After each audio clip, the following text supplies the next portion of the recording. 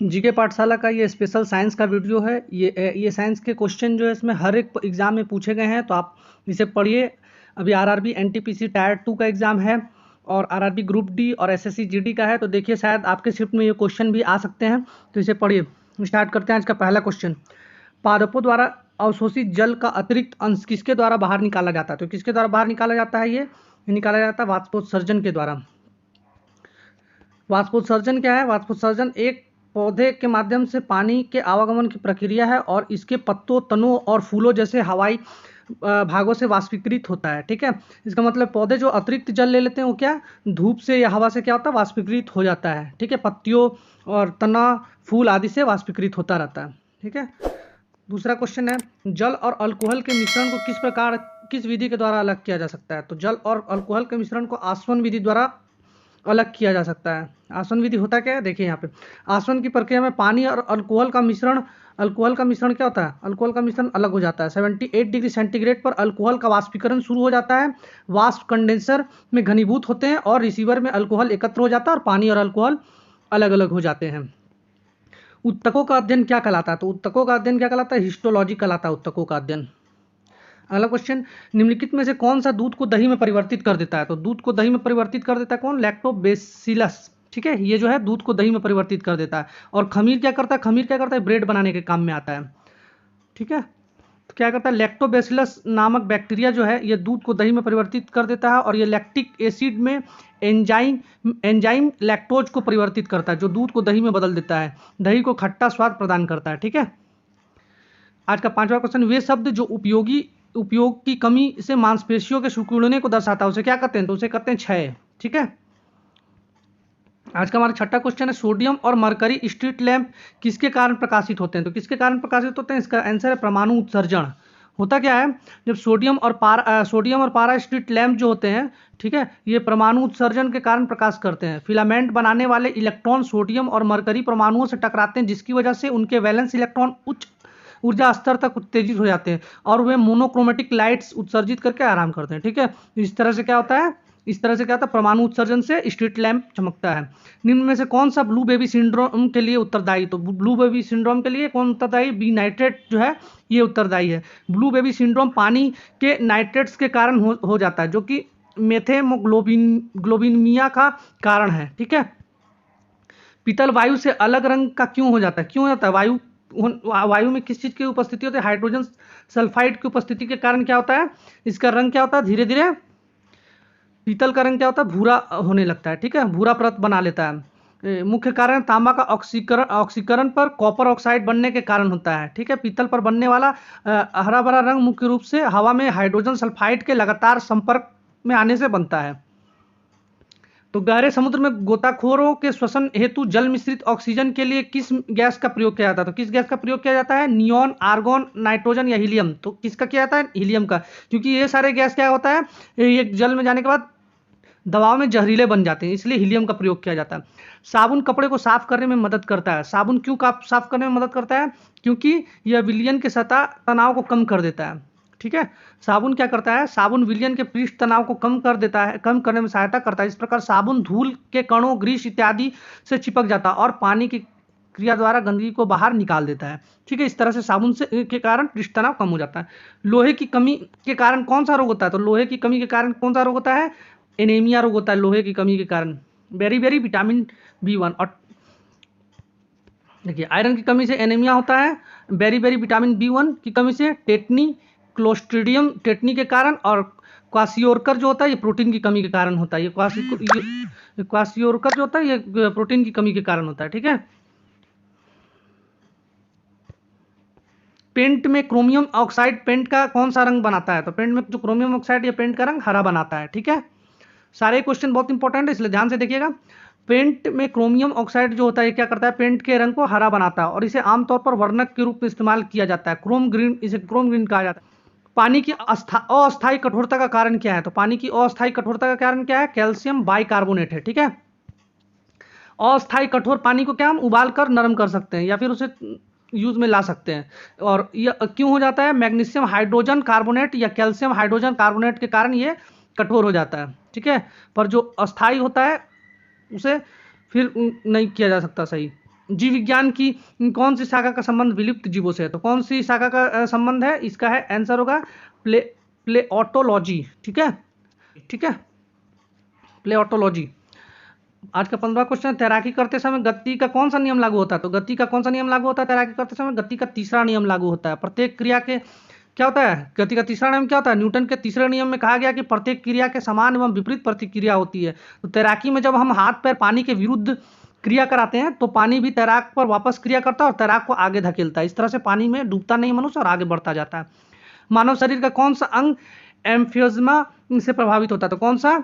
ये होता है डी, फेफड़ा। ठीक है, डी फेफड़ा जो होता है, ये फेफड़ा जो होता है ये एम्फियोज्मा से प्रभावित होता है। क्या होता है?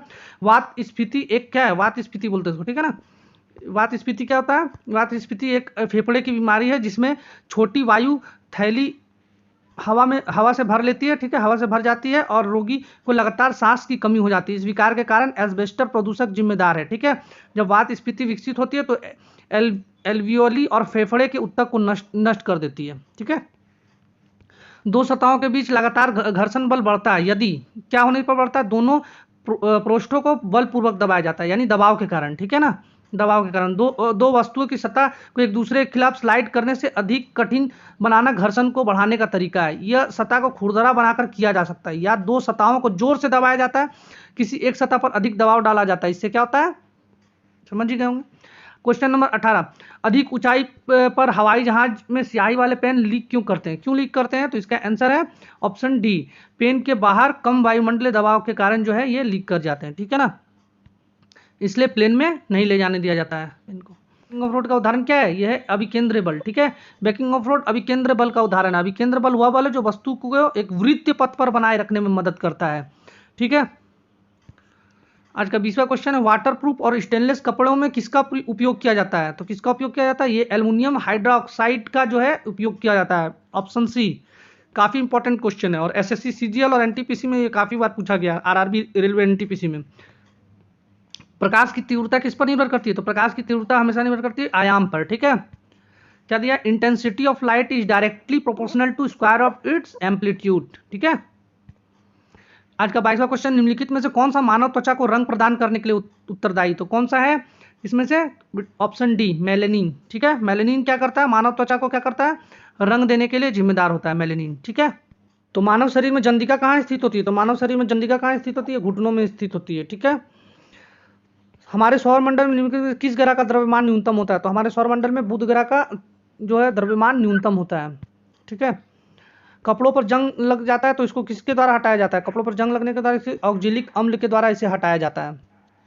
आज का हमारा 27वां क्वेश्चन है, एलपीजी का मिश्रण क्या है? तो एलपीजी का मिश्रण क्या होता है? एलपीजी का मिश्रण होता है ब्यूटेन और प्रोपेन होता है। ठीक है, ऑप्शन बी, ब्यूटेन और प्रोपेन। ठीक है, एलपीजी का मिश्रण, एलपीजी ब्यूटेन और प्रोपेन का मिश्रण है और साथ ही इसमें प्रोपिलीन और ब्यूटिलीन का भी मिश्रण है। ठीक है, इससे क्या होता है? एलपीजी का अर्थ है द्रवीभूत पेट्रोलियम गैस। ये बहुत बार पूछता है, एलपीजी का अर्थ क्या है?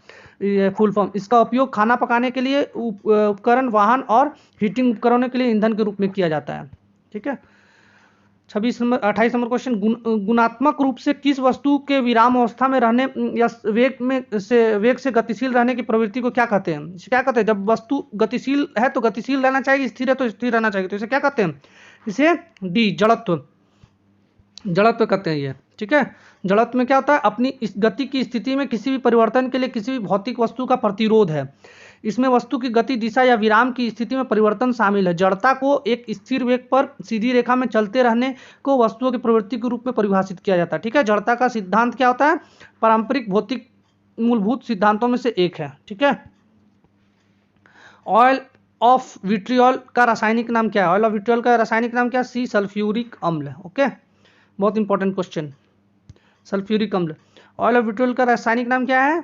HSO। ठीक है, sulphuric acid. Okay, sulphuric acid, क्योंकि इसे एक आयरन रिटार्ड में ग्रीन विट्रियल को रोस्ट करके तैयार किया गया है।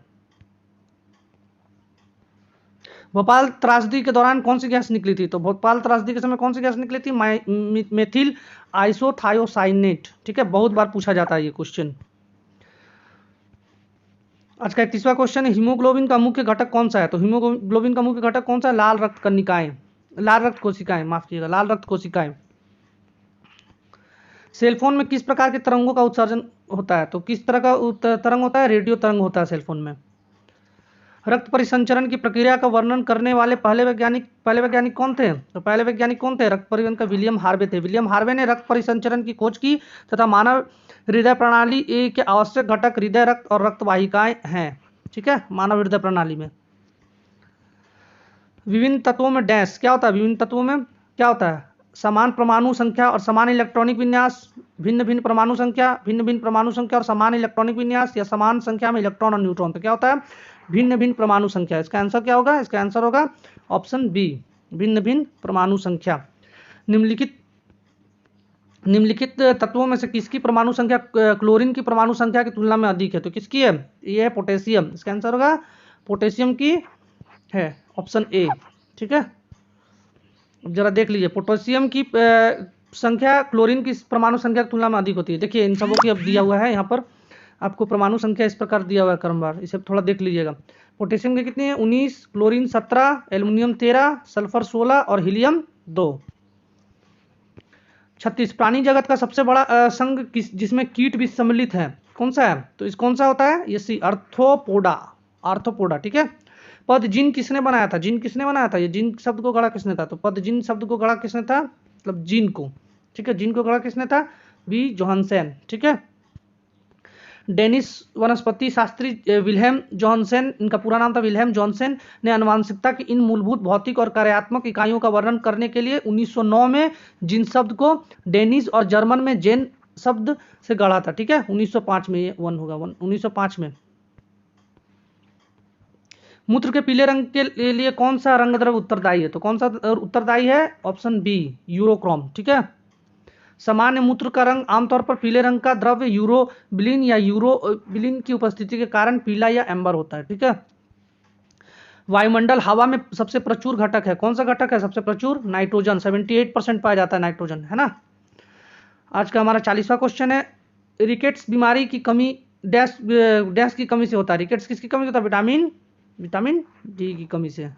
हड्डियों से संबंधित रोग है ना। और विटामिन सी से क्या होता है? स्कर्बी। विटामिन बी से बेरी, विटामिन ए से रतौंधी। ठीक है, तो माफ़ कीजिएगा 50 क्वेश्चन कहा था मैंने, लेकिन ये 40 क्वेश्चन ही हो पाए कुछ टेक्निकल इशू के कारण। तो अगर आपको वीडियो अच्छा लगा हो तो हमारे चैनल को सब्सक्राइब करें, लाइक करें, शेयर करें अपने दोस्तों में भी। और अगर इसका PDF चाहिए तो आप टेलीग्राम चैनल से जुड़ सकते हैं, हमारे इंस्टाग्राम से जुड़ सकते हैं, इसका लिंक डिस्क्रिप्शन बॉक्स में दिया गया है।